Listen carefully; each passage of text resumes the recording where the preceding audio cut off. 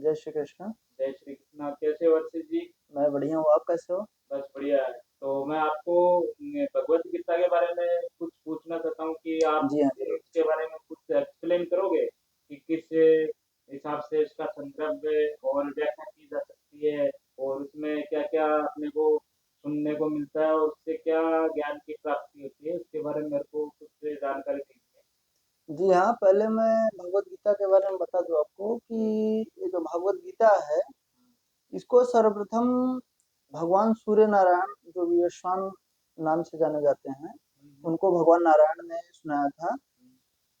और उसके बाद उन्होंने विवस्वान ने अपने पुत्र राजा मनु को सुनाया था। और राजा मनु के बाद राजा मनु ने अपने पुत्र इक्ष्वाकु को सुनाया था, जो कि राम के वंशज ओके। थे, भगवान राम के वंशज थे।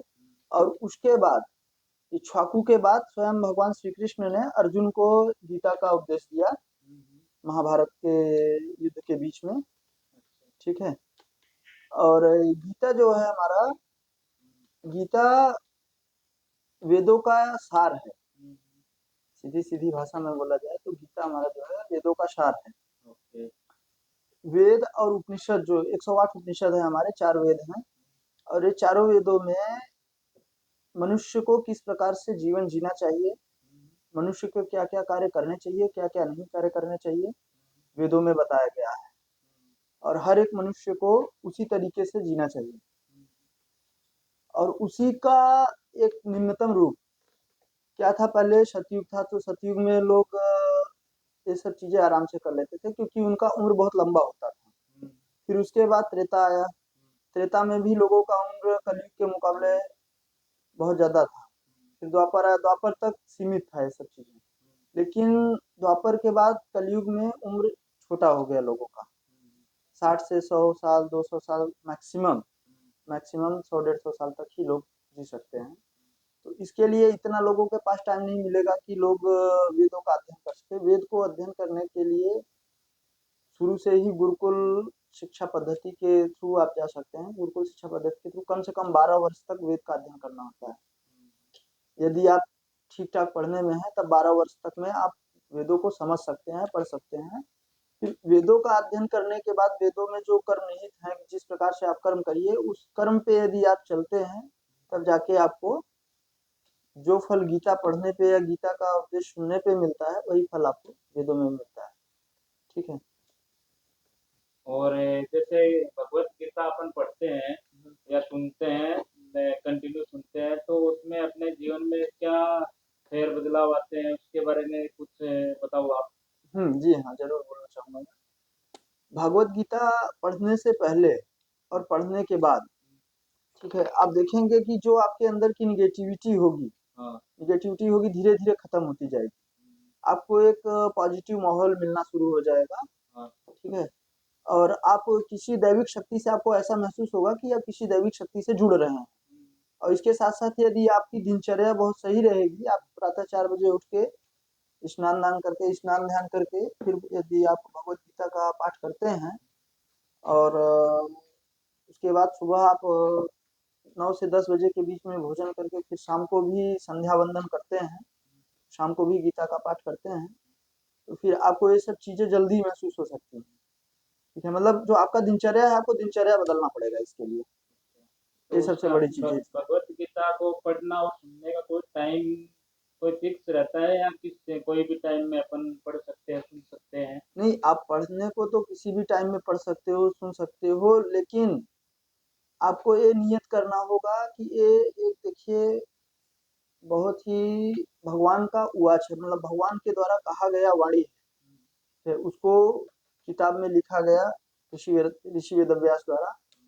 ठीक है। तो इसको जहाँ भी रखें, पढ़ने के स्थान पे अपने जहाँ भी रखें, वहाँ शुद्ध जगह होना चाहिए। ऐसा नहीं कि अभी खाना खा रहे हैं, खाते खाते आप पढ़ रहे हैं, आप मोबाइल में सुन रहे हैं गीता, पता चला आप चले गए मोबाइल लेके बाथरूम में चले गए, तो ऐसे अशुद्ध जगहों पे आपको नहीं जाना। अच्छा। और कोशिश करें कि यदि आप सुबह में पढ़ रहे हैं तो ज्यादा बेहतर है। ठीक है, और या ये, शाम को पढ़ रहे हैं तो भी बेहतर है, लेकिन एक टाइम आप नियत कर लीजिए, उसी नियत टाइम पे पढ़िए। और एक फिक्स आसन रहना चाहिए हाँ, अपना। देखिए, आसन के बारे में तो वेदों में भी लिखा गया है, आपको गीता में भी सुनने को मिल जाएगा। और आपको पुराणों में भी सुनने को मिल जाएगा, अग्नि पुराण में भी सुनने को मिलेगा आपको। हर एक व्यक्ति का एक नियत आसन होना चाहिए। आप अपने ही आसन पे बैठ के पूजा, जप, तप, ध्यान जो भी करना है, पढ़ना है, जो भी किताबें पढ़नी है, आप अपने ही आसन पे बैठ के पढ़ें, तो आपके लिए सर्वथा अच्छा रहेगा और आपको उसका फल कंटिन्यू मिलता रहेगा।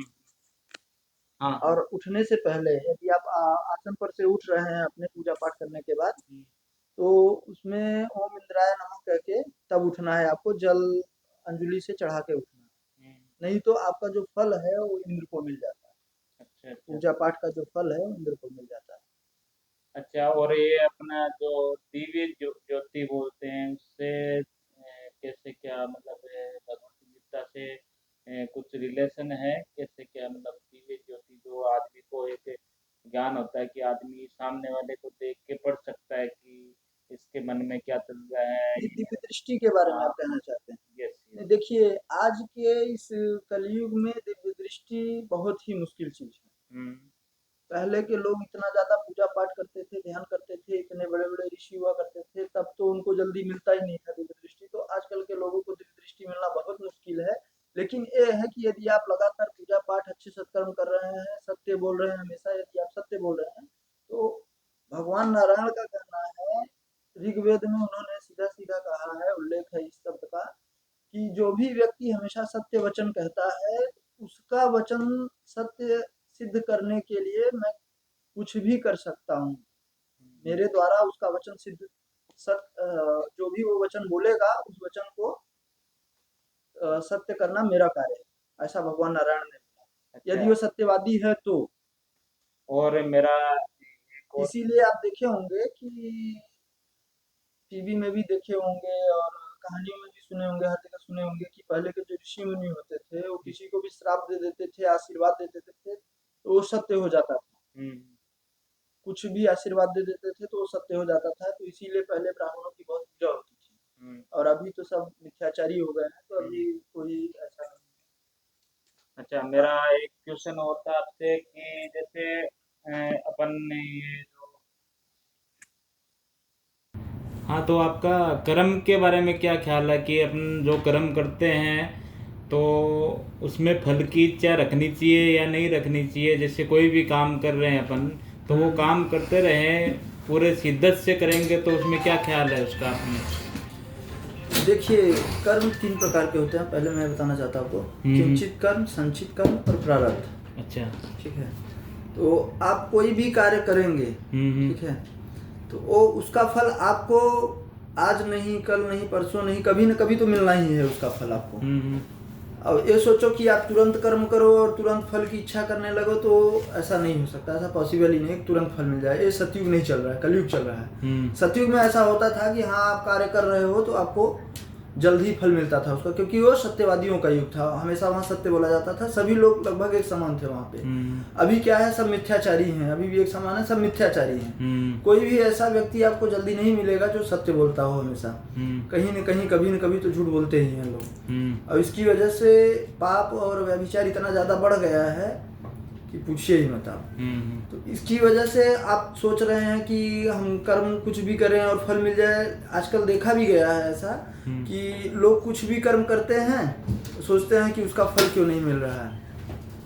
अभी सही हो रहा है, जैसे मान लीजिए कोई भी घटना घटित हो गई आपके साथ या हमारे साथ या किसी के भी साथ हो सकती है, तो लोग सोचेंगे यार हम तो बहुत अच्छा कर्म कर रहे थे, लेकिन ये भगवान ने उसका कोई पुण्य तो दिया ही नहीं, उल्टा हमारा एक्सीडेंट हो गया, ये हो गया।